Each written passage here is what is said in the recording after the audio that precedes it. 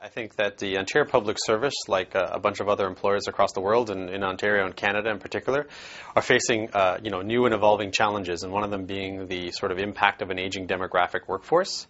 We're doing a host of things, and as a result of that, the Youth and New Professionals Secretariat, where my organization rests, was created to attract and recruit the next generation of public servants. We wanted to give people an interactive opportunity to understand what a day in the life of a typical career in the public service. So we chose 5 different career streams that we have in the public service, and you can do things like just get general information on career opportunities, where to go to apply for jobs. You can fight a forest fire. So we've simulated a forest fire in Second Life, and you can don on firefighting gear that our Ministry of Natural Resource folks have, and you actually virtually put out a firefighting through a simulation. You can test water samples in a lab environment that we have as part of our inspections and investigations career streams. You can test samples from across the different water areas in Second Life, take it back to the lab, analyze the samples, and you get an idea of what type of work in laboratory that you can do in Second Life.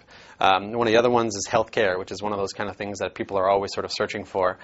You perform virtual CPR in Second Life, so you get an idea of the type of healthcare careers that you have in Second Life. And then we have a traffic media center. So you can monitor real-time Ontario traffic data through Second Life through our MTO Compass camera system. And then we have finance careers, so you can actually get some information on some key Ontario economic facts like our GDP growth, what's our number one import, number one export. So you get a sense of sort of the investment and economic facts on Ontario through Second Life through a neat little quiz that you go through a business center for. So it's very much a sort of day in the life application, and the idea is that you do a career tourist. So you journey around through self-discovery through all these different destinations in Ontario and all the different career samplings, and you have a day-in-the-life type of interaction, more than what you would get from just sort of reading some text on a page. In June, we held our first ever live event where we actually had a panel of Ontario public servants from different career backgrounds to talk to people in Second Life for a sort of hour-and-a-half targeted career fair, and about 40 to 45 people showed up, asking lots of great questions, saying, I'm looking for a job. What do I do? Where do I go for information? And we had actually people who were from, a great example, we had a gentleman from Germany who was an IT professional. He was looking to move to Canada and wanted to find out where he can get IT careers and wanted to find out more information on public service careers in IT. And, that we got that information through the career event that we held. One of the neat statistics, and, this we compare to regular website stats, the average time of the user on Second Life in our island was actually 20 minutes. So, people are spending 20 minutes of their time, doing the self-discovery and interaction and playing around with the different careers. And that's a long time to have someone as a captured audience. And so, we were really impressed with the time people spent, the destinations that they went to and the feedback that we received.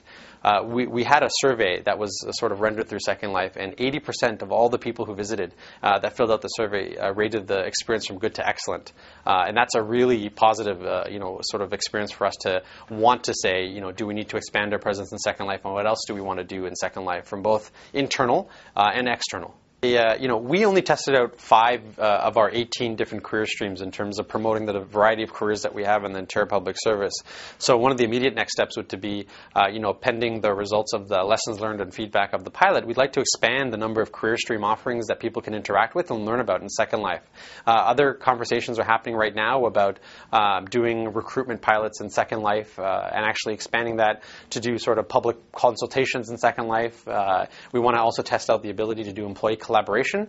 So can people from across the Ontario Public Service that are geographically in different locations sign on to Second Life as a way for them to sort of collaborate together online and remove the barriers that are sort of exist as a result of geography in our 1,800 locations across the province.